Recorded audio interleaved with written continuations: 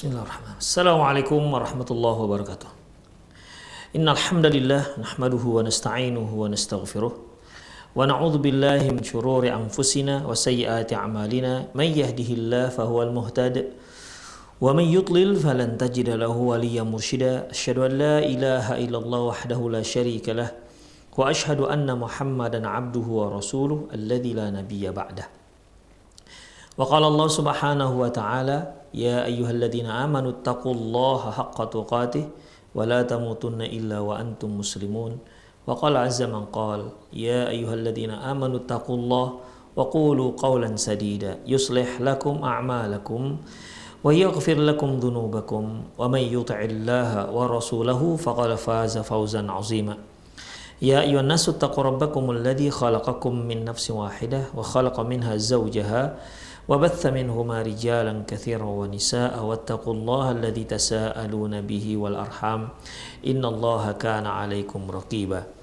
أما بعد إن أصدق الحديث كتاب الله وخير الهدي هدي محمد صلى الله عليه وسلم وشر الأمور محدثاتها وكل محدثة بدعة وكل بدعة ضلالة وكل ضلالة في النار. Kaum muslimin dan kaum muslimat, para pemerhati Rosyad TV dimanapun Anda berada, serta pendengar radio Medan Mengaji juga dimanapun Anda berada, yang mudah-mudahan senantiasa mendapat penjagaan dari Allah Subhanahu wa Ta'ala. Ikhwah, sebagaimana yang telah kita pelajari bahwasanya salah satu sunnah Rasulullah Sallallahu Alaihi Wasallam untuk anak-anak, ketetapan untuk anak-anak, yaitu sabda beliau wa farriqu bainahum fil madaji', dan pisah-pisahkan tempat tidur mereka.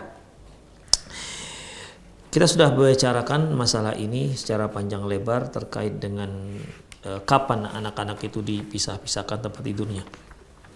Kemudian ikhwah, terkait dengan berikutnya, wa hal yabitul waladu ma'al walidayhi fi ghurfati naumihima. Apakah boleh seorang anak tidur bersama kedua orang tuanya? Apakah seorang anak boleh tidur bersama kedua orang tuanya di kamar kedua orang tuanya? Jawabannya ikhwah, fi dzalika tafsilun.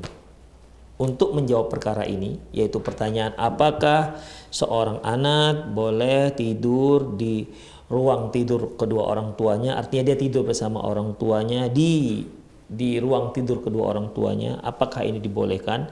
Jawabannya yaitu tafsil, ada rincian. Fa idza kana al-waladu ghairu mumayyizin wa la ya'rifu al-jima' wa syu'unahu wa ma yata'allaqu bihi min zinatil mar'ati aw min qublati zawjiha laha fala ba'sa bima biti mithli hadzal ghulam ma'a walidayhi. Apabila seorang anak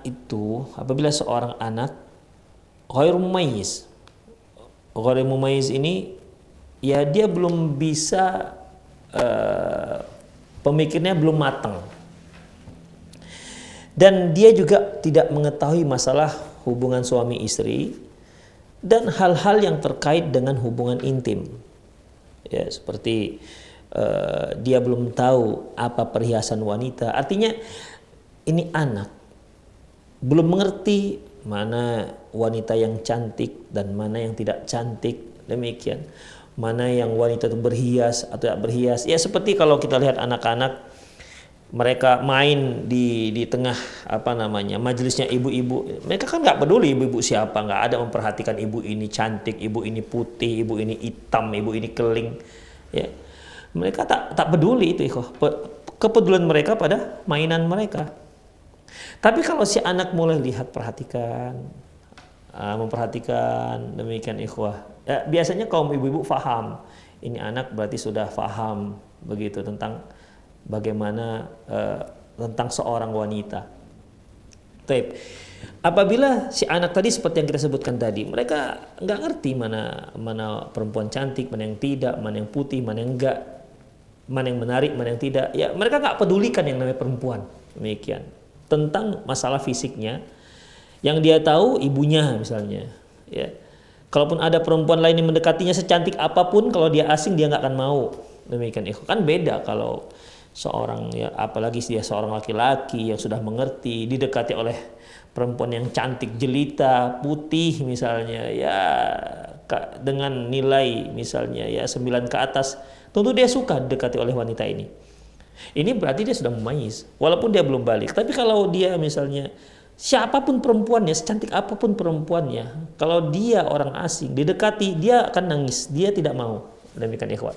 Ini tandanya dia nggak mumayyiz, belum paham dia dengan sekitarnya tentang wanita. Jika anak itu seperti ini, ya apalagi ya nggak ngerti. Kalau sudah seperti ini tentu tidak akan paham dengan namanya aktivitas hubungan suami istri, ya tentang seorang suami mencium istrinya, dia nggak paham itu semua.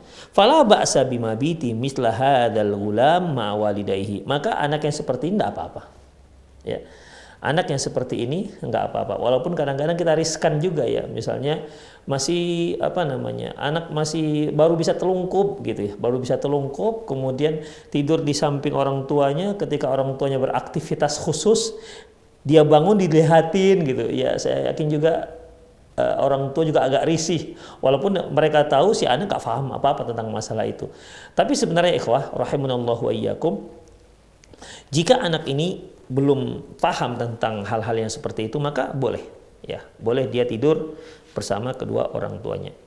Amma idza kana tiflu mumayyizan, adapun jika si anak itu mumayyiz, sudah paham ikhwah, walaupun dia belum balik ya, walakinnahu dunal bulugh, yaitu dengan usia yang belum balik, tapi dia sudah paham, seperti yang ketika kita bicara masalah sholat, imam sholat. Ya, Rasulullah kan katakan, ini sudah kita paham, sudah kita bahas.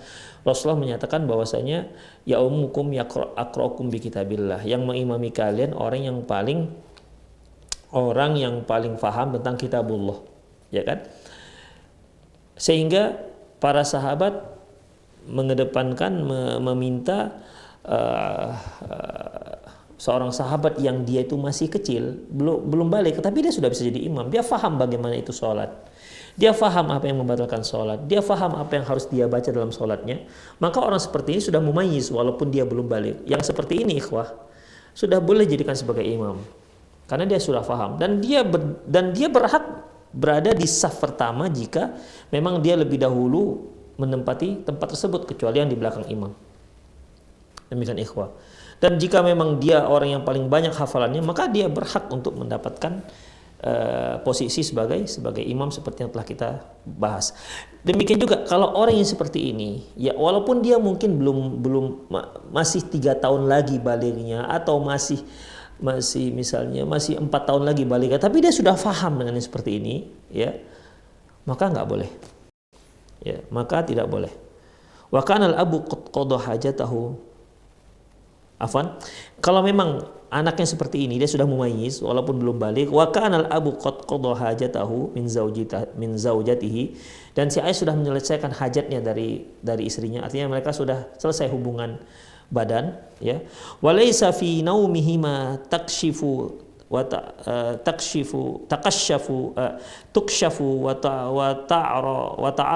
ta'ra fala ba'sa hina idzin min naumihi ma'ahuma. Dan sementara ketika mereka tidur tidak ada yang aurat yang terbuka. Maksudnya aurat yang terbuka ini yang biasa dilihat oleh mahram, ya.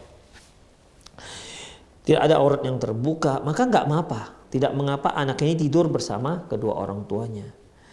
Ma'a ihtiyatihima wa tahaffudhuhuma hatta la yara manzaran yuthiruhu wa yuhayyiju al-kamina fihi. Maka disertai dengan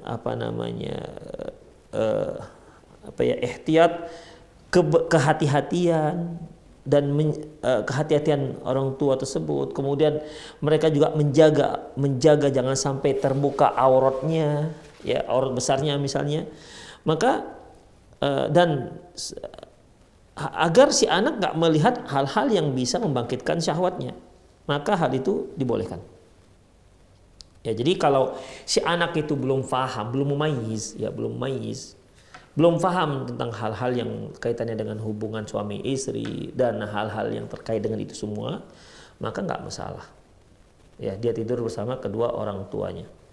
Namun apabila dia sudah mulai mumayyiz, sudah mulai faham tentang hal itu, tentang hubungan suami istri dan hal-hal yang terkait dengan hubungan suami istri, maka jika si ayah dan si ibu sudah menyelesaikan urusan hubungan mereka, tinggal mereka tidur dan mereka menjaga aurat mereka, jangan sampai aurat-aurat yang nggak layak dilihat oleh si anak lihat, misalnya ya seperti tersingkapnya misalnya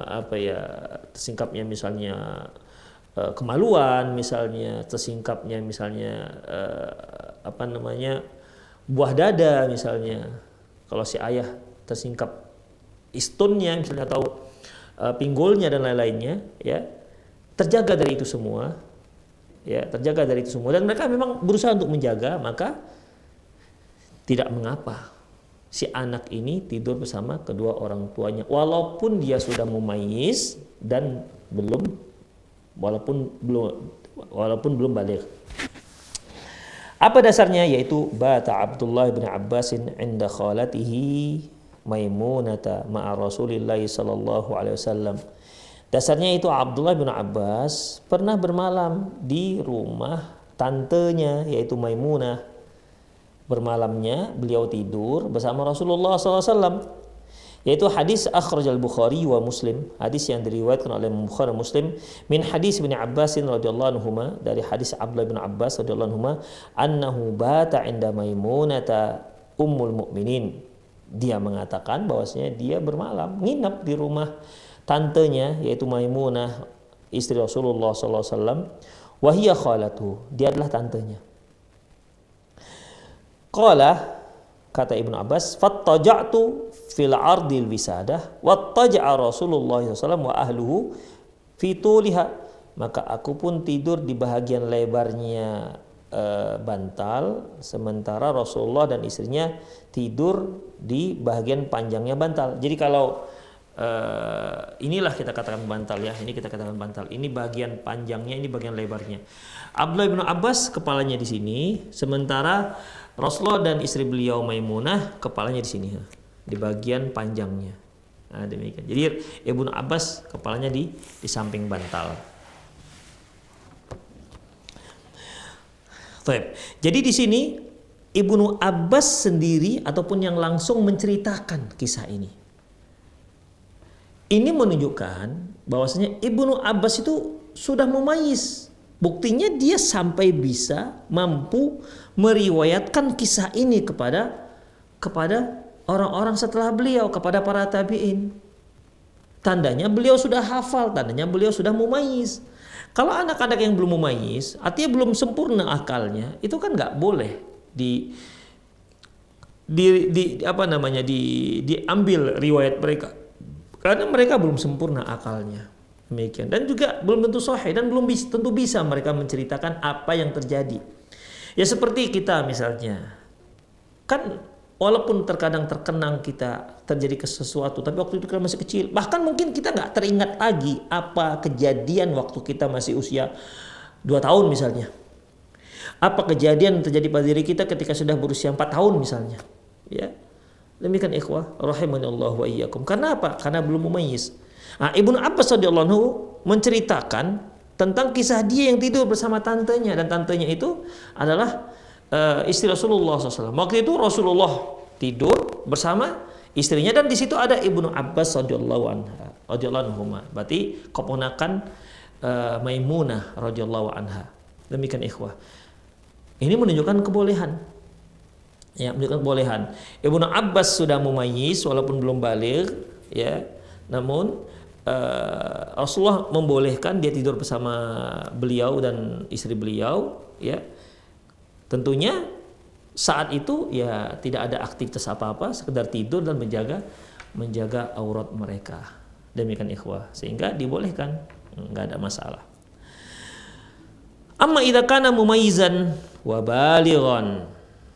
Adapun jika si anak mumayyiz atau baligh, wa hunaka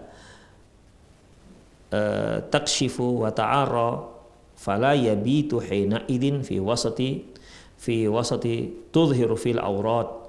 Adapun kalau si anak tersebut sudah memayis atau sudah balik, tetapi ketika tidur itu ada tersingkap aurat, ada di situ terbukanya aurat besar seperti adanya tanpa busana misalnya, ya terbukanya aurat, maka nggak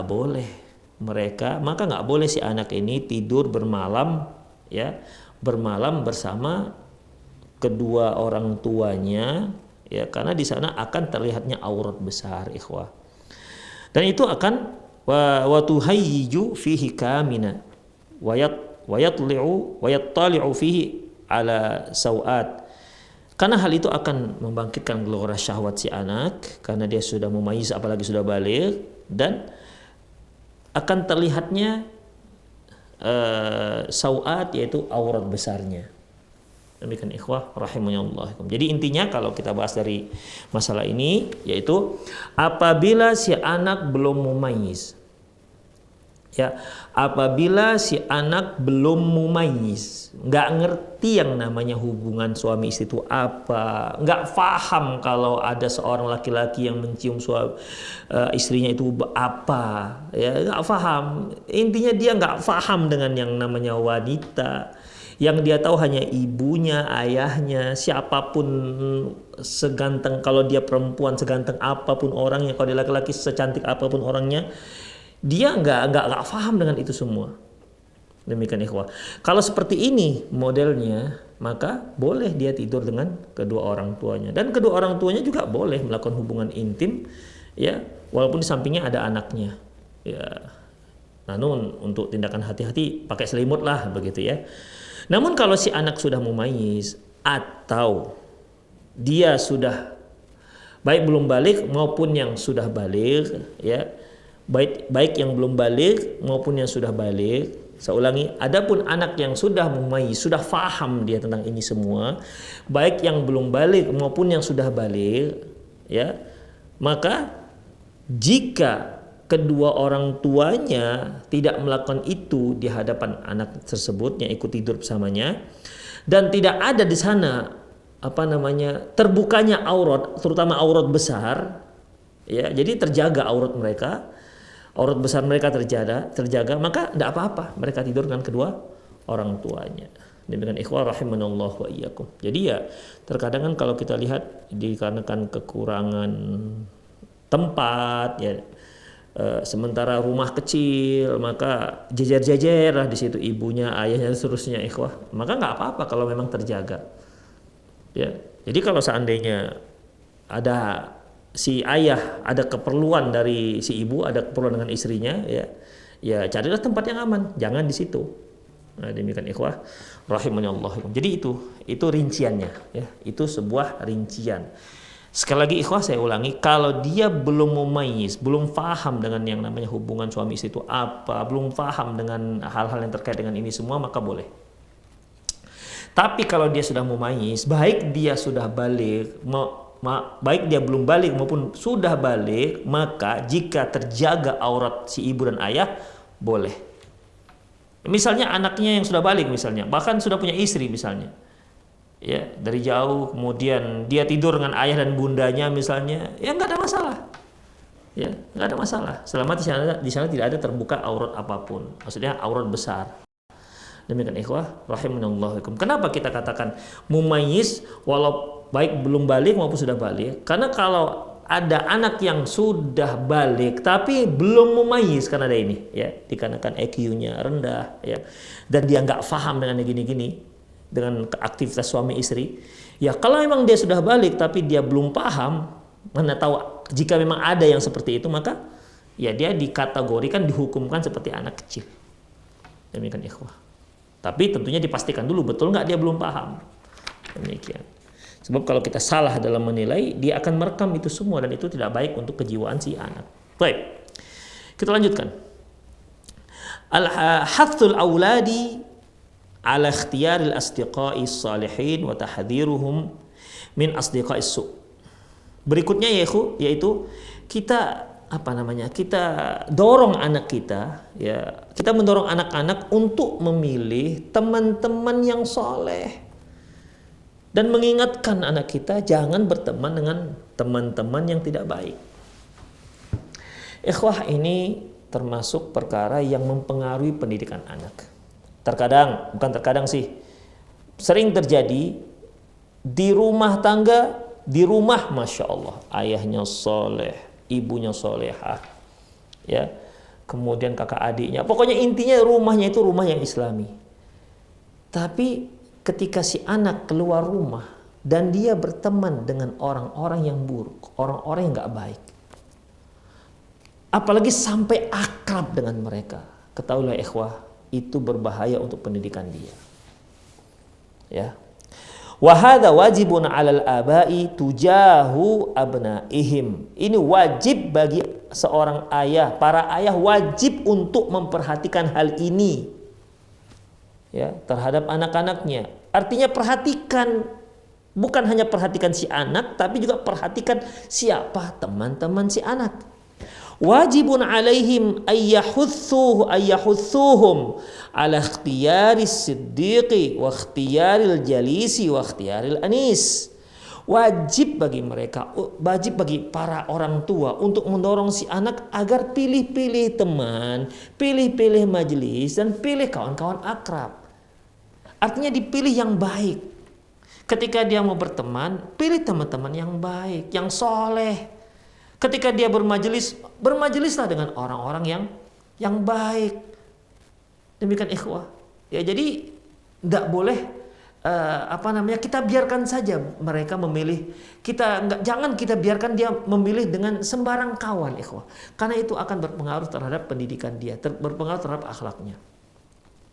Fabayyanu lahum al-manafi'a fid dunya wal akhirah mi wara'i majalisatis salihin wa sadaqatihim. Dan jelaskan kepada anak-anak, ya, maksudnya ini orang tua jelaskan kepada anak-anak apa faedah yang dia dapati di dunia dan di akhirat jika dia berteman dengan orang-orang soleh, ya, dan bermajelis dengan orang-orang soleh. Wa mukhataru majalisi syaririn wa asdiqais su, dan juga jelaskan bahaya bermajelis dengan orang-orang yang tidak baik dan teman-teman yang tidak baik. Demikian ikhwah. Ya, jadi seorang ayah harus pandailah menjelaskan ini semua. Karena bagaimanapun, apalagi kalau anak yang cerdas, dia akan tanya, ya kenapa saya nggak boleh berteman dengan dia? Ya, ada anak itu tak begitu kritis, ya dilarang, ya sudah dilarang, nggak usah begitu. Ada anak itu kritis. Ketika kita katakan, nak, kamu berteman dengan dia saja. Loh, kenapa ya kok bertaas dengan dia? Kenapa dia rupanya? Mengapa dia? Begitu. Ada yang seperti itu. Betul, dia cerdas, dan akhirnya orang cerdas itu kritis dengan perintah-perintah kita. Dia ingin tahu apa hikmahnya, apa manfaatnya. Makanya kita harus jelaskan. Ya. Kita harus jelaskan. Kalau bisa kita menjelaskan dengan rinci. Misalnya nih, kita katakan, nak, kamu jangan main dengan si fulan. Ya. Ketika si anak mengatakan, kenapa ya? Dia nggak baik, misalnya. Kalau si anak nanya lagi, apa yang nggak baiknya? Harus dijelaskan. Ya. Apakah ini ghibah? Nggak ghibah, ikhwah. Ini untuk pendidikan anak-anak kita. Ya, nggak ghibah. Demikian ikhwah. Jelaskan ke dia. Nggak bisa kita kata, nah udah kamu jauhi saja. Pokoknya, ya, kalau bahasa Medan kan begitu. Pokoknya dia nggak baik, sudah, nggak usah main dengan dia. Nggak bisa seperti itu, ikhwah. Ajari anak-anak itu cerdas. Dia begini. Ayah khawatir kamu nanti begini. Misalnya dia itu nggak baik. Loh, kenapa ya? Oh, dia itu merokok misalnya. Atau oh, dia itu pengedar narkoba. Dia itu pencandu narkoba. Demikian, jelaskan kepada dia. Kalau dia minta jelas, emang kenapa narkoba itu ya? Jelaskan apa itu narkoba. Rumit ya jadi orang tua? Insya Allah nggak rumit. Tidak ada yang rumit apabila Allah Subhanahu Wa Taala memudahkan kita. Makanya memohon kepada Allah Subhanahu Wa Taala agar kita mudah mendidik anak-anak kita. Ya, Allah mudahkan untuk mendidik anak-anak kita. Demikian ikhwah. Jadi jelaskan kepada dia manfaat, faedah dunia dan akhirat ketika kita berteman dengan orang-orang soleh. Dan jelaskan juga apa bahayanya jika kita berteman dengan orang-orang yang tidak baik. Alal abi ayyu'allima waladah. Demikian juga seorang ayah harus ajarkan anak-anaknya. Hadits Rasulullah sallallahu alaihi wasallam, hadis Rasulullah sallam, innama mathalul jalis salih wa jalis su kahamilil misk wa nafikhil kir. Di mana Rasulullah mengatakan, bersabda, sesungguhnya permisalan bermajlis dengan orang, bermajlis itu artinya berteman dengan orang yang soleh dan dengan orang yang tidak baik, kahamil misk wa nafikhil kir. Permisalannya itu seperti seorang yang membawa minyak wangi dan seorang tukang besi. Nafik itu yang menghembuskan api untuk besi. Fahamil misk imma ayyuhdhiyaka wa imma ayyabta'a minhu. Adapun yang membawa minyak wangi, apa faedahnya? Imma ayyuhdhiyaka, bisa saja kamu diberi hadiah minyak wangi tersebut, atau kamu yang membeli minyak wangi tersebut. Wa imma antajida minhu rihan thayyibatan, atau minimal kamu mencium bau wanginya, mencium aroma wangi. Ya, itu kalau berteman dengan orang yang sedang membawa minyak wangi. Mungkin kita diberi hadiah, ya kalaupun nggak sebotol, mungkin sekali oles 3 oles gitu kan, kita sapu di tangan kita atau di baju kita. Demikian dia kasih. Atau kita beli, bang, beli nggak itu bang? Bisa jual nggak? Kita beli. Atau yang paling yang paling minimal yaitu kita akan mencium dari dia aroma yang wangi. Demikian itu yang minimal. Nggak ada lebih bawah dari itu. Namanya juga dia sedang membawa minyak wangi. Kemudian wanafikhul kir. Adapun kalau dia adalah seorang yang menghembus api untuk besi, artinya sebagai seorang pandai besi, imma ayyuhriqa thiyabaka, bisa saja dia akan membakar bajumu, wa imma antajida rihan khabithatan, atau kamu mencium bau busuk. Jadi kalaupun bara api yang dihembus itu kan berterbangan tuh, imma bara tersebut membakar bajumu, ya namanya juga berterbangan ikhwah, ya berterbangan kemudian hinggap di baju, kemudian membuat baju bolong. Minimal kamu akan mencium bau busuk, ya bau asap lah kita katakan. Itu minimal. Namanya juga dia sedang menghembus bara api itu untuk membakar besi yang akan dia sepuh, membakar besi yang akan dia jadikan sesuatu, apakah jadi pisau, cangkol, atau dari arit dan seterusnya. Nah, ketika dia membakar itu, kan itu berterbangan bara apinya. Oke, nggak sampai ke kita, tapi asapnya kecium nggak? Nah, demikian. Jadi kalau kita bersama orang yang membawa minyak wangi, kalaupun nggak kita dapati, kita bisa beli. Kalaupun nggak kita beli, minimal kita mencium aroma wangi. Tapi kalau kita berteman bersama orang yang sedang nafikhul kir, yang sedang pandai besi, yang sedang meniup bara apinya, itu bara apinya bisa membakar baju kita. Atau minimal kalaupun nggak sampai membakar baju kita, minimal kita mencium bau asap yang nggak enak. Demikian ikhwah. Jadi disinilah Rasulullah Shallallahu Alaihi Wasallam ya menjelaskan kepada kita bahwasanya pentingnya teman duduk itu, pentingnya teman-teman karib kita, karena itu akan berpengaruh, akan berpengaruh, sedikit banyak itu pasti akan berpengaruh. Ya, saya berikan contoh. Ketika seorang main judi misalnya, ya main judi, dia berteman dengan orang main judi, dia tak pernah main judi, ya, tapi dia duduk dengan orang-orang yang sedang main judi. Ketika permainan judi ini digerebek oleh polisi, ditangkap semua, ya, bisa dia mengatakan, Pak, saya nggak main judi, udah nanti jelaskan di kantor, kan begitu biasanya, ya. Demikian. Kenapa dia ikut ditangkap? Karena dia duduk bersama orang yang main judi. Sama seperti seorang pengedar. Kalau dia duduk-duduk bersama orang pengedar, dia nggak mengedarkan narkoba, dia juga tidak mengkonsumsi narkoba. Ketika terjadi penggerebekan, dia pasti ikut karena dia bersama mereka. Masalah dia dia dia ikut sebagai bukan orang pengedar juga bukan pengkonsumsi, ya, itu nomor sekian, tapi dia akan terimbas, ya, dia akan terimbas dengan itu semua, ikhwah. Itulah parahnya kalau kalau kita berteman dengan orang-orang yang buruk. Tapi kalau kita berteman dengan orang-orang soleh misalnya, ya, biasanya kalau kawan-kawan yang menyertai para ustadz. Kalau dia menyertai para ustadz, kalau dia duduk dekat ustadz, minimal dekat ustadz itu biasanya makanan lebih enak, begitu. Demikian ikhwah, pasti akan, kalaupun dia tidak mendapatkan sesuatu, ya minimal dia mendengarlah nasihat-nasihat ustadz, minimal dia dengarlah, dia melihat bagaimana akhlak seorang ustadz, minimal dia akan dikatakan orang, si fulan sedang jalan dengan ustadz fulan.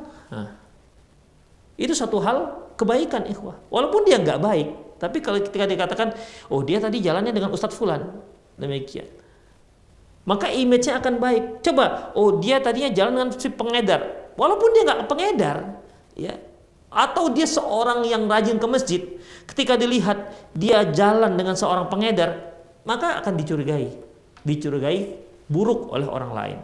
Itulah ikhwah repotnya kalau kita berteman, berjalan dengan orang-orang yang tidak baik. Itulah yang dimaksud dengan sabda Rasulullah sallallahu alaihi wasallam. Wa yu'allimahu aidan.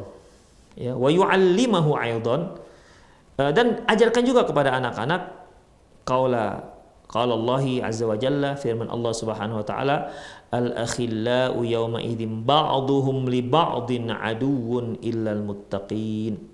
Sesungguhnya para teman-teman karib, ya, nanti di hari akhirat sebahagian mereka akan menjadi musuh bagi sebahagian yang lain, illal muttaqin, kecuali orang-orang yang bertakwa.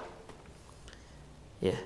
Jadi kalau kita berteman dengan orang yang bertakwa, nanti di hari akhirat itu tidak akan terjadi permusuhan. Tapi kalau kita berteman dengan orang yang tidak bertakwa, itu nanti akan saling bermusuhan. Sebagaimana yang kita katakan tadi, akan dampak buruknya sedikit, ya, tetap akan berdampak pada diri kita walaupun sedikit. Yang sedikit ini nanti di hari akhir kan akan ada perhitungannya di hadapan Allah Subhanahu wa taala. Kenapa kamu seperti ini? Ya Allah, dia yang ngajari saya. Begitu. Ya. Ya Allah, ini gara-gara saya jalan dengan dia. Demikian. Dia pun mengatakan, loh kenapa? Siapa suruh kamu jalan-jalan dengan saya? Demikian ikhwah. Ya kamu membujuk-bujuk saya jalan dengan kamu. Ya salah sendiri, kenapa mau dibujuk? Begitu ikhwah. Seperti kisah yang Allah sebutkan tentang setan dengan orang-orang kafir nanti di hari kiamat, orang durjana, orang-orang penghuni neraka. Ya. Wa qala syaitanu lamma qudiyal amru innallaha wa'adakum ba'dal haqqi wa wa'adtukum fa akhlaftukum. Berkata syaitan, ketika urusan sudah selesai, semua urusan sudah selesai kan, yang penduduk surga, neraka, setan berkata, innallaha wa'adakum ba'dal haqq. Allah itu telah menjanjikan kepada kalian dengan janjian yang baik. Wa wa'adtukum fa akhlaftukum. Dan aku memberikan kalian janji dan aku pungkiri janjiku tersebut. Kemudian fala talumuni walumu anfusakum. Oleh karena wa ma kana li 'alaikum min sultanin illa an da'utukum fastajabtum li. Dan mengapa kalian mengikuti janjiku padahal aku jelas mengingkari janjiku? Dan wa ma kana li 'alaikum min sultan. Aku tuh tak pernah paksa kalian. Tak pernah. Makanya kan enggak pernah setan maksa-maksa kita. Apa pernah ketika kita mau pergi ke masjid tiba-tiba setan menjelma menghalangi kita sambil pegang golok, kalau kau lewat ku bacok? Pernah? Kan enggak pernah. Benar, nggak pernah ikhwah. Setan tuh nggak pernah bersikap anarkis gitu, nggak pernah. Demikian. Illa anda autukum fastajabtum li. Kecuali aku hanya mengajak, aku membujuk, membisik. Fastajabtum li. Ternyata kalian ikuti ajakanku. Makanya fala talumuni walumu anfusakum. Makanya sesali diri kalian sendiri. Jangan aku yang kalian sesali. Demikian, itulah pertengkaran nanti di hari akhirat ikhwah. Gara-gara apa? Berteman dengan orang yang tidak baik, apalagi berteman dengan syaitan, habislah ya. Akhirnya kan orang-orang yang mengikuti syaitan nggak punya omongan apa-apa lagi, nggak bisa menjawab, ya, nggak bisa menjawab pernyataan dari syaitan. Aku nggak pernah maksa, kenapa kalian ikut? Demikian ikhwah. Rahimani Allah wa iyyakum. Jadi dalam masalah ini, ya, selain orang-orang yang bertakwa, nanti di akhirat mereka akan saling bermusuhan, saling tuduh menuduh. Ya Allah karena mereka, ya Allah karena mereka. Kalau dia generasi, ya Allah gara-gara generasi ayahku mereka yang membuat kami sesat, kami tinggal ikut mereka. Mereka juga akan berlepas tangan. Loh, siapa suruh kalian mengikuti kami? Demikian ikhwah. Kalian kan bisa berakal, punya akal untuk mengikuti kami. Apakah perbuatan baik apa tidak? Kenapa kalian nggak memikirkannya? Demikian ikhwah. Seperti yang kisah yang Allah sebutkan dalam surat Al-A'raf. Demikian ikhwah. Ya. Wa annaka ya bunayya illam takhtar li nafsika sadiqan salihan taqiyan ja'a sadiq aduwan laka yaumal qiyamah. Sesungguhnya engkau wahai Ananda, ya, sesungguhnya engkau wahai Ananda, jika tidak memilih teman yang soleh untuk dirimu, jika engkau tidak memilih teman yang bertakwa untuk dirimu, maka temanmu itu nanti akan datang hari kiamat menghadapmu sebagai musuh. Ya. Kalau engkau memilih teman-teman yang soleh yang bertakwa, nanti di hari kiamat ini akan jadi teman selamanya. Tapi kalau temanmu teman-teman yang baik, yang rusak, teman-teman yang buruk, yang tidak baik, maka dia ini nanti di hari kiamat akan menjadi musuhmu. Demikian ikhwah. Iqra alaihi qaula Allah azza wa jalla. Coba baca firman Allah Subhanahu wa taala, wa idza ra'aital ladzina yakhuduna fi ayatina fa'arid anhum hatta yakhudu fi haditsin ghairih. Apabila kamu melihat orang-orang yang mengolok-olok ayat kami, maka fa'arid anhum, maka berpaling dari mereka, tinggalkan mereka. Hatta yakhudu fi haditsin ghairih, sampai mereka berbicara pada masalah yang lain. Jadi ikhwah, kalau kita duduk di warung misalnya, ya di warung, kita lihat ada orang-orang yang menjadikan syariat Islam itu sebagai candaan, sebagai bahan tertawaan misalnya. Kita tahu itu salah, maka kita nasihati. Kita nasihati dia. Cegah mereka. Ya. Kalau mereka nggak mau, ya berharap bicara yang lain. Jangan mengolok-olok sunnah Rasulullah, misalnya mengolok-olok jenggot, cerita di warung, mengolok-olok masalah cingkrang, misalnya masalah cadar, masalah syariat Allah Subhanahu wa taala. Ya. Masalah salat misalnya, kan ada yang mengolok-olok gerakan-gerakan salat. Kalau itu yang mereka bicarakan, kamu larang. Kalau enggak, silahkan kamu angkat kaki dari sana. Kalau enggak, kalau kamu tetap duduk di situ, berarti kamu dianggap ridho dengan perbuatan itu.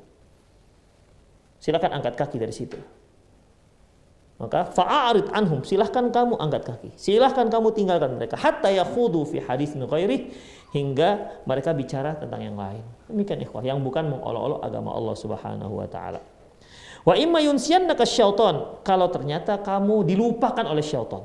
Lupa kalau Allah Subhanahu wa taala melarang kamu duduk di tempat orang yang sedang mengolok-olok agama Allah, lupa kamu, ya. Dilupakan oleh syaitan, fala taq'ud ba'da dzikra ma'al qaumidz zalimin. Dan apabila kamu ingat, maka langsung jangan kamu duduk setelah kamu ingat. Yang tadinya mungkin enggak teringat, ternyata orang ini Allah melarang kita duduk dengan orang-orang yang mengolok-olok ayat Allah. Maka kalau sudah teringat, silahkan berangkat, angkat kaki dari situ. Jangan ikut duduk berlama-lama di sana. Demikian ikhwah. Fala taq'ud ba'da dzikra ma'al qaumidz zalimin, maka janganlah duduk kamu bersama, setelah kamu ingat, janganlah kamu tetap duduk bersama orang-orang yang zalim. Al-An'am ayat 68. Selanjutnya, wadhkur ayyuhal walid. Wahai ayah, ingatlah qaula Nuhi sallallahu alaihi wasallam libni. Wahai ayah, ingatlah ucapan Nabi Nuh kepada anaknya. Itu surat Hud ayat 42. Ya bunayyar kam ma'ana wa la takum ma'al kafirin. Wahai Ananda, ikutlah. Ya, wahai Ananda, ikut irkam ma'ana. Ikutlah bersama kami. Maksudnya ikut naik kapal. Ya, waktu itu kan anaknya sedang berenang-renang nih, ya. Sedang berenang-renang, mau menghindari banjir. Dilihat oleh Nabi Nuh, ya bunayyar kam ma'ana wala takum ma'al kafirin. Wahai ananda, ayo ikut bersama kami. Jangan kamu termasuk orang-orang, jangan kamu bersama orang kafir. Ini ada majelis, ini kapal ini semua tempatnya adalah tempat orang-orang soleh. Mari ikut bersama ayah. Jangan kamu bersama mereka-mereka yang ikut berenang sana berenang sini, kemudian lari sana lari sini untuk menyelamatkan diri dari banjir. Jangan ikut mereka, udah ikut sini. Wala takum ma'al kafirin. Jangan kamu bersama orang-orang yang kafir. Ya seperti yang kita katakan tadi, yang sedang berlarian ke gunung, ya, ada yang berenang untuk menyelamatkan diri. Jangan ikut bersama mereka, nggak akan selamat. Mari ikut bersama ayah. Ikut naik kapal, kamu akan selamat. Karena di kapal ini adalah orang-orang soleh semua. Demikian ikhwah, rahimanallahu wa iyyakum. Ya, jadi kalau dia ikut, tapi kan akhirnya kata si anak, qala sa'awi ila jabali ya'simuni minal ma. Aku akan lari ke puncak gunung yang akan menyelamatkan aku dari air. Demikian. Karena yang orang-orang kafir itu yang nggak mau ikut bersama Nabi Nuh, mereka begitu usaha mereka semua lari ke gunung untuk menyelamatkan diri dari banjir. Demikian ikhwah rahimanallahu. Jadi, anak Nabi Nuh memilih bersama mereka, bukan bersama ayahnya, itu bersama orang-orang yang soleh. Akhirnya kita tahu gimana kejadiannya. Akhirnya dia pun ditenggelamkan oleh Allah Subhanahu wa taala. Fahala bainahumal mauju fakana minal mughraqin, dan akhirnya mereka pun dipisahkan oleh gelombang, dan si anak termasuk orang-orang yang ditenggelamkan. Fa alaika ayyuhal walid, wahai ayah, ayatafaqqada ahwala waladak. Hendaklah kamu perhatikan keadaan anakmu. Wa tas'alu an asdiqaihi, dan tanya tentang teman-temannya. Jadi ikhwah, anak-anak kita misalnya pulang, gimana nak? Punya teman belum? Misalnya karena baru masuk sekolah kan, biasanya kan begitu. Sudah ya, gimana kawan-kawannya? Baik gak? Begitu kan. Tanya teman-temannya bagaimana ikhwah. Ya. Jadi bukan hanya tentang si anak yang kita tanya, siapa temannya juga kita tanya. Karena bagaimanapun ikhwah, terkadang ada anak itu yang pintar merahasiakan aktivitas dia di luar. Ya. Saya pernah ketika bertamu ke rumah seseorang, ibunya mengeluhkan anaknya, bagaimana dia suka membangkang, bagaimana dia suka melawan ibunya, dan dia dia perginya itu maghrib pulang pagi. Jadi malam di luar rumah. Saya tanya ngapain dia, Bu? Dia DJ. Dia suka main DJ. Begitu. Tahu lah ya apa itu DJ kan? Dan tahu lah gimana suasana DJ itu gimana.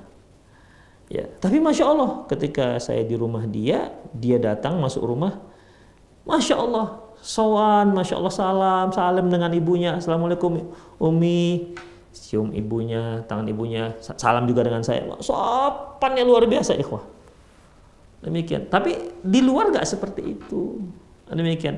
Kan banyak anak-anak itu yang di rumah masya Allah dia sopan dengan ayahnya, sopan dengan ibu. Di luar ikhwah, ternyata kawan-kawannya bersama orang-orang yang gak baik. Demikian ikhwah. Makanya ketika ternyata dia diciduk, dikatakan anaknya ternyata terlibat narkoba, kan banyak juga orang tua yang nggak terima. Oh enggak, anak saya baik, sepengetahuan saya dia baik, saya melahirkan dia baik.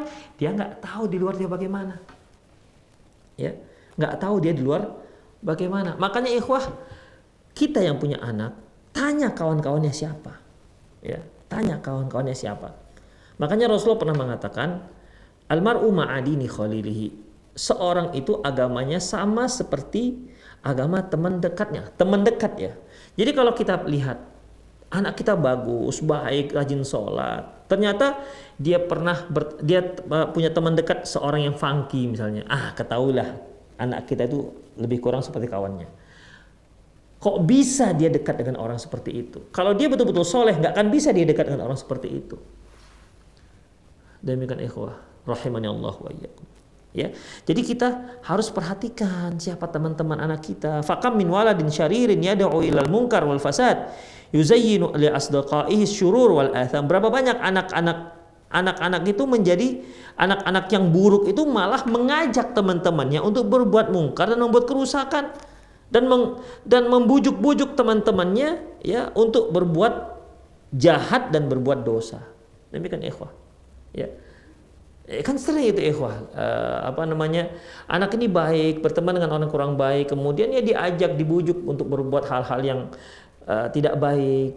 Anaknya Masya Allah bagus begitu kan, rajin, kemudian taat peraturan sekolah, berteman dengan orang yang suka bolos, ya bagaimanapun akan dibujuk. Kamu nggak tahu gimana caranya bolos, kamu nggak tahu gimana rasanya bolos. Demikian dibujuk dan diiming-iming, nanti kita makan ini makan itu dan seterusnya ikhwah. Akhirnya ikut si anak yang tadi rajin, taat, kemudian taat peraturan, rajin sekolah, karena berteman dengan orang yang nggak baik, akhirnya ikut bolos, ikut nggak baik, terpengaruh dengan temannya, dan itu banyak ikhwah. Sama seperti yang dari masalah merokok, apalagi narkoba, itu kan ada pengajaknya. Ya awalnya gratis lah, dikasih, diberilah gratis. Nanti setelah dia candu, na'udzubillah min dzalik, dia nggak bisa terlepas dari narkoba tersebut.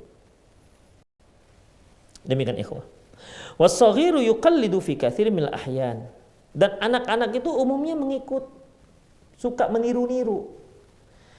Wa tajurru syahwat fi ahyan ukhra, dan terkadang dia terperosok pada syahwatnya. Wa kadzalika hubbul mughamarat wa ya'tarihi wa yujdzibuhu. Demikian juga anak-anak itu suka tantangan. Demikian. Anak-anak ini kan rasa ingin tahunya tuh rasa ingin tahunya itu besar dan suka tantangan. Demikian ikhwah rahimanallahu. Coba perhatikan anak-anak, kadang-kadang dia udah jelas pintu gerbang terbuka, tapi dia manjat pagar, dia suka tantangan. Suka manjat pohon, demikian. Padahal kalau mau ngambil buah bisa dijolok pakai gala, tapi dia senang manjat. Demikian. Dia tahu. Mungkin dia pernah lihat kita bagaimana cara mendapatkan mangganya dengan cara menjolok pakai gala. Tapi dia ingin manjat, dia ingin mendapatkan langsung dengan tangannya. Bagi dia itu sebuah kepuasan tersendiri. Demikian ikhwah rahimanallahu wa iyyakum. Itulah anak-anak, rasa ingin tahunya, rasa ingin menghadapi tantangan itu sangat besar bagi anak-anak. Demikian. Ya mencoba, ya akhirnya karena diajak oleh kawan-kawannya, ayo cobalah. Awalnya hanya mencoba, lama kelamaan menjadi kecanduan. Demikian ikhwah rahimanallahu wa iyyakum, ya. Baik, selanjutnya, wahris ala ayyakuna asdiqa'u waladik minat tayyibin as-salihin. Hendaklah kamu benar-benar memperhatikan, berupaya agar teman-teman anakmu itu adalah orang-orang yang soleh dan orang-orang yang baik-baik. Minal usri at-tayyibati kadzalik, dan dari keluarga yang baik-baik juga. Wahris aidan, demikian juga al ikrami asdiqai waladik. Kamu juga wahai ayah muliakan teman-teman anakmu hatta yashala alaika taujihahum wa yalinu biadaik. Demikian juga kamu muliakan anak-anak teman-teman anakmu hingga kamu mudah memberinya nasihat hingga dia bisa dekat denganmu. Demikian ikhwah rahimanallahu wa iyyakum. Ya. Jadi ini ikhwah upaya dalam memproteksi anak kita. Kita protek dengan cara kita kenal dengan teman-temannya. Berapa banyak orang tua itu tidak peduli dengan teman anaknya. Ya, ini satu hal yang keliru ikhwah.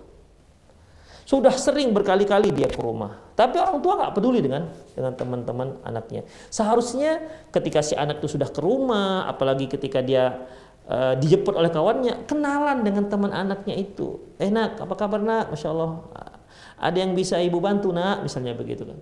Iya bu, saya mau jemput si fulan misalnya. Oh iya, nggak apa-apa, duduk sini, duduk nak, begitu kan. Ibu buatkan minum ya. Itu kan salah satu penghargaan untuk teman-teman anak kita. Jadi dia nanti dengan kita, masya Allah, dia hormat begitu. Dia kalau ada hal-hal yang kita lihat tidak layak, kita bisa nasihati kawan anak-anak kita tersebut. Demikian ikhwah. Ya, jadi janganlah anak-anak itu kita biarkan berteman dengan, terserah dia mau berteman dengan siapa, kemudian kita tahu temannya tapi kita nggak pernah peduli dengan temannya itu siapa. Na'udzubillah min dzalik, ikhwah. Ya, tidak bisa seperti itu mendidik anak-anak. Kita harus perhatikan teman anak-anak kita. Apalagi kalau dia bawa ke rumah, sering kita lihat dia bawa ke rumah, ya teman-temannya untuk belajar, tapi kita nggak pernah peduli dengan kawan-kawannya itu. Ini satu hal yang keliru, ikhwah. Kita sebagai orang rumah, ya kita yang datang, apa kabar anak-anak, masya Allah, siapa? Tanya namanya, di mana tinggalnya, demikian. Kalau bisa diberi mereka makan, sehingga anak-anak itu sayang dengan orang tua temannya ini. Kenapa? Masya Allah, kalau ke rumah dia, ibunya ramah, ibunya ngasih makanan, kan mereka bisa bisa dekat dengan kita sebagai orang tua. Itu ikhwah, ya. Jadi ini yang harus kita perhatikan. Tapi nanti kita lanjutkan lagi, ikhwah, di kajian yang akan datang. Masih ada beberapa hadis terkait dengan ini. Demikian qulu qauli hadza wa astaghfirullah li wa lakum wa lisal muslimin innahu wal ghafurur rahim. Bagi para ikhwan bagi para pemirsa yang ingin bertanya, ya silahkan hubungi dengan nomor yang tercantum di layar televisi Anda, atau juga boleh melalui via chat, ya, ke nomor yang sama. Demikian. Allahu a'lam bishawab. Baik.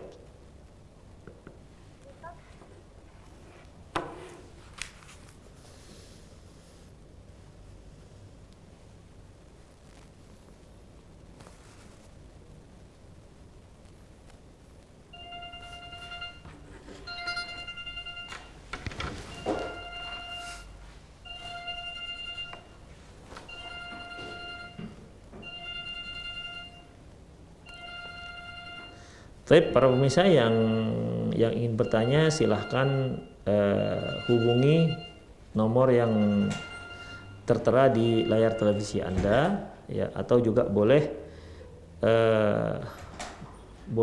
Anda kirimkan pertanyaan melalui via chat, ya, dan kirimkan ke nomor yang sama, atau langsung juga ke nomor saya ini di 0812638734. Nah,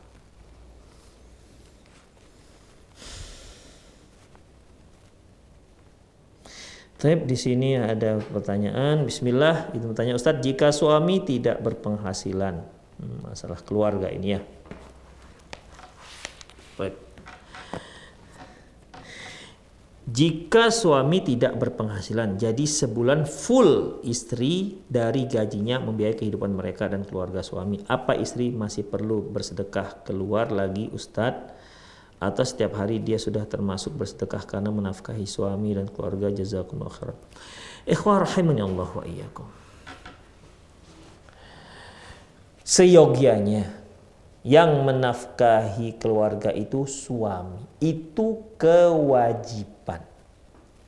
Ya, itu merupakan kewajiban. Ar-rijalu qawwamuna 'alan nisa bima faddalallahu ba'dahum 'ala ba'din wa bima anfaqu min amwalihim. Lelaki itu pemimpin bagi kaum wanita dikarenakan Allah telah mengutamakan sebagian mereka dibandingkan sebagian yang lain, wa bima anfaqu min amwalihim, dan dikarenakan apa yang mereka nafkahkan dari harta mereka. Jadi laki-laki, suami itu berkewajiban untuk menafkahi istrinya. Kalau dibalik, istri punya hak untuk meminta nafkah tersebut dari suaminya. Itu dia. Hanya terkadang qadarullah masya fa'ala, mungkin dikarenakan satu hal, suami tidak sanggup lagi untuk mencari nafkah, sehingga istrilah yang bertengkus lumus untuk menafkahi keluarganya. Yang seharusnya istri itu adalah tulang rusuk, sekarang dia sudah berubah menjadi tulang punggung. Keluarga tergantung pada dia, bahkan suaminya pun menjadi tergantung dengan dia, karena suami tidak bisa berbuat apa-apa lagi. Jadi bagaimana? Apakah ini sedekah? Masya Allah, ya. Seorang itu ketika dia punya hak, ya, istri kan punya hak nih. Dia berhak meminta, bang, mana uang belanja? Bang, mana nafkah sandang, pangan, dan papan? Itu dia punya hak. Tapi ternyata dia tidak minta hak ini. dia tanazul dari hak ini, dia tidak minta hak ini dari suaminya karena dia tahu bagaimana kondisinya. Akhirnya dialah yang bekerja. Masya Allah, ini istri yang luar biasa, ikhwah. Semoga Allah Subhanahu wa taala memberinya pahala yang luar biasa. Dan ini sedekah jelas. Ya. Walaupun untuk anaknya, karena istri nggak berkewajiban menafkahi anak, enggak, ikhwah. Ya. Anak itu kewajiban ayah yang menafkahinya, bukan istri. Jadi kalau istri yang mengambil alih tugas ini, maka masya Allah ini sedekahnya pahalanya luar biasa. Demikian. Apakah seorang istri perlu lagi bersedekah keluar? Ya, kalau seandainya setelah dia membantu suaminya untuk menafkahi keluarganya sendiri, ada sisanya, ya perlu juga, ikhwan. Ya, perlu juga. Demikian ya, sebagaimana kalau seorang suami setelah dia memberi nafkah kepada istrinya, ini kan merupakan nafkah yang paling besar pahalanya.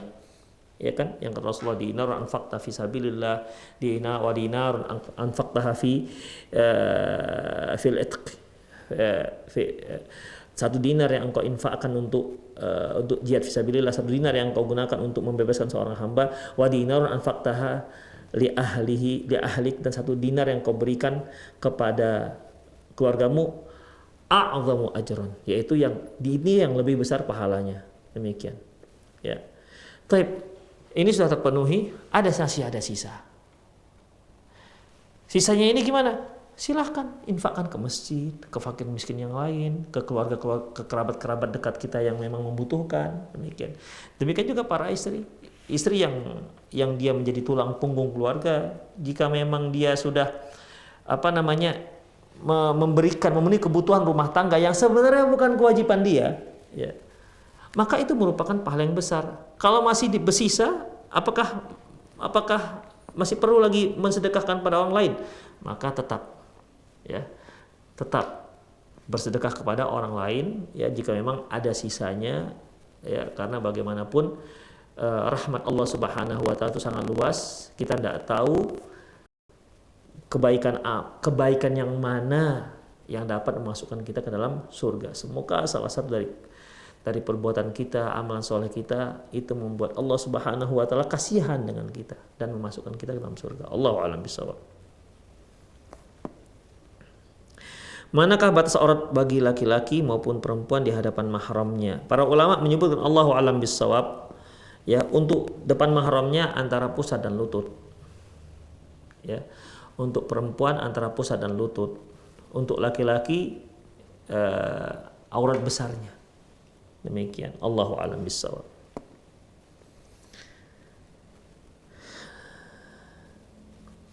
Atau yang biasa terlihat, ikhwah, untuk mahramnya seperti yang disebutkan oleh Syekh Mustafa Al-Adawi, yaitu yang terbiasa terlihat di rumah, betis, kemudian lengan, ya, betis, lengan, lutut, begitu, rambut dan kepala dan seterusnya.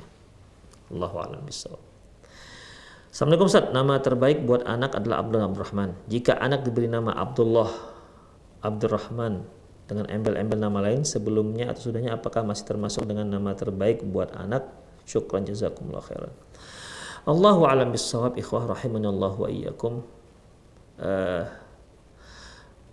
Rasulullah sallallahu alaihi wasallam, ya, menyebutkan hanya satu nama itu, ya, menyebutkan satu nama itu, dan sunnahnya juga dalam memberikan nama, ya, itu memang hanya satu kata. Royan misalnya, Qatadah misalnya, Ali misalnya, Umar. Enggak seperti kita, tidak cukup hanya satu Umar, ya, Muhammad, Umar, Yusuf, Isa misalnya. Jadi digabung antara nama sahabat dengan nama Nabi misalnya. Ya, itu kita di sini. Tapi kalau pada zaman Rasulullah SAW dan sampai sekarang juga orang-orang Arab, kalau dia memberi nama itu ya hanya satu kata, Zainab sudah.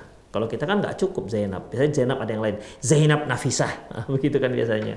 Ada nama yang lain. Yusuf, dulu Yusuf selesai. Tapi sekarang nggak cukup Yusuf. Ada Muhammad Yusuf Maulana. Begitu tiga suku kata.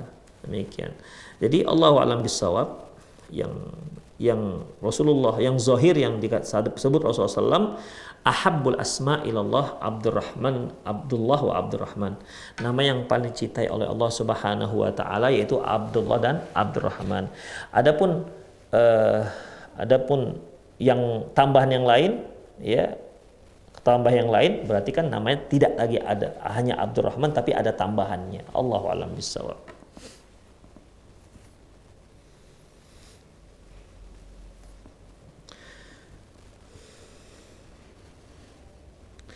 Tapi ikhwah, itu saja kajian kita pada siang hari ini. Semoga apa yang kita bahas bermanfaat. Taib, aku qouli hadza wa astaghfirullah li wa lakum wa lisal muslimin innahu wal ghafurur rahim. Subhanakallahumma bihamdika asyhadu an la ilaha illa anta astaghfiruka wa atubu ilaik. Wassallallahu ala nabiyyina Muhammad wa ala alihi wa ashabihi ajma'in. Wa akhiru da'wana alhamdulillahi rabbil alamin. Assalamualaikum warahmatullahi wabarakatuh.